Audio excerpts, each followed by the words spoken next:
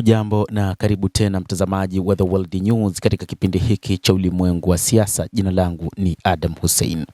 Ripoti yetu leo inaeleza kuwa maamuzi mazito yaliyochukuliwa na wa Iran yamewafanya wa Marekani warudi nyuma na hatimaye kusitisha mashambulizi dhidi ya Iran, na ni kutokana na kuishiwa kwa silaha zao. Inaaminika kwamba jeshi la Marekani ni jeshi kubwa ulimwenguni, ni jeshi lenye silaha za teknolojia ya hali ya juu, ni jeshi ambalo lina uwezo wa kufanya lolote, ni jeshi ambalo lina silaha nyingi na hatari ulimwenguni. Lakini wakati huu linaonekana kupambana na nchi ambayo kimsingi ilichukuliwa kwamba huenda ndani ya wiki mbili vita vingeisha na hatimaye wa Marekani wangeweza kuitawala vilivyo nchi hiyo namna watakavyo, lakini uamuzi mgumu na umakini, lakini pia namna walivyojipanga, waliweza kuhimili mikiki ya Wamarekani dhidi ya mapambano yote yaliyokuwa yakiendelea.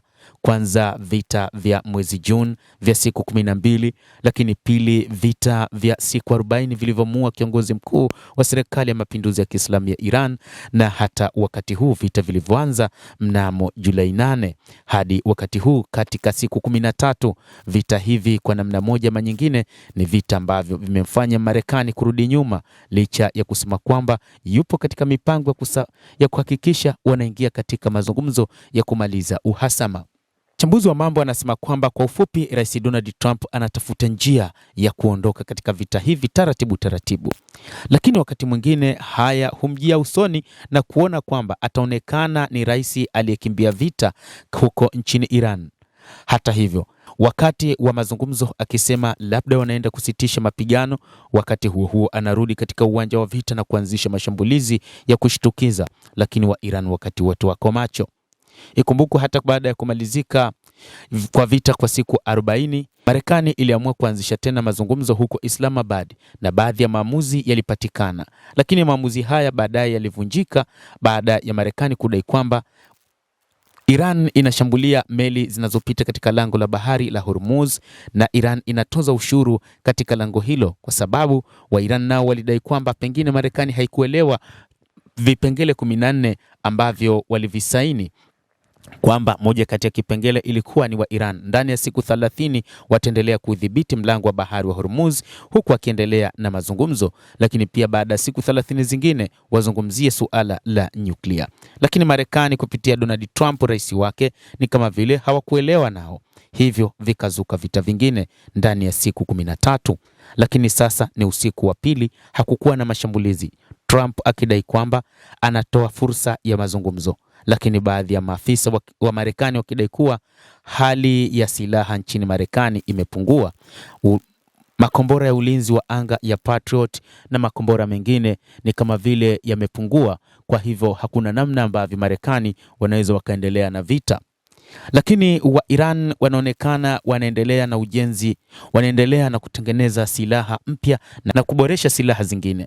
Makombora ya Haibar Shekan yanadaiwa kwamba yanazidi kuboreshwa na kitendo, na kwamba makombora haya ambayo yametumika sana katika uwanja wa vita yamekuwa ni hatari mno. Ni makombora ambayo sasa yanatengenezwa kwa bei nafuu, lakini pia yanaboreshwa na kuhakikisha yanavuka zaidi ya kilomita 2500, na kwamba mpango wa makombora haya ni kufika zaidi ya kilomita 4000.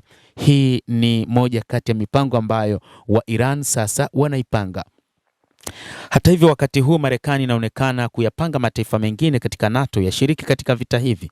Uingereza inaonekana kuwa tayari kwa ajili ya mapambano, lakini pia kuna mataifa mfano wa Bulgaria nayo pia yamejipanga vilivyo kwa ajili ya kushiriki kuisaidia Marekani.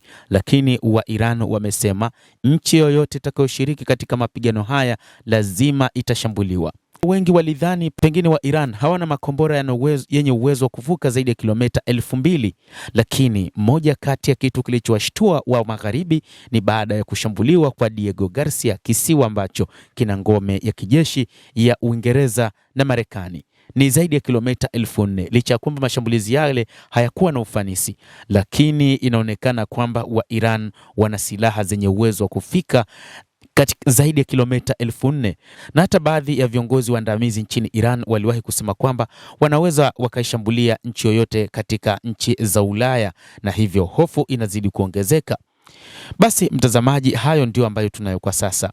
Wa Iran walijipanga na hatimaye kuifanya Marekani kuhangaika chini ya uongozi wa Donald Trump namna ya kuhakikisha wanaishinda. Mipango yao ilikuwa ni vita vya muda mfupi na kuhakikisha wanafanya mashambulizi ya ardhini kama walivyovamia Venezuela, lakini imekuwa ni tofauti kabisa. Wa Iran walijipanga kwa muda mrefu kwa sababu ujasusi wao ulikuja na ripoti kwamba kuna uwezekano wa kushambuliwa na kufanyika kwa vita kubwa chini kwao, na hivyo wakajipanga katika majeshi yote, jeshi la anga, jeshi la ardhini na hata jeshi la majini.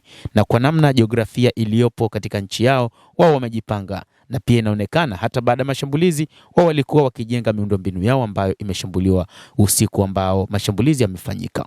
Endelea kutufuatilia, lakini ni kusihi usisahau kulike, kucomment, kadhalika kusubscribe channel yetu hii upate habari hizi kwa mapana hapa The World News. Naitwa Adam Hussein.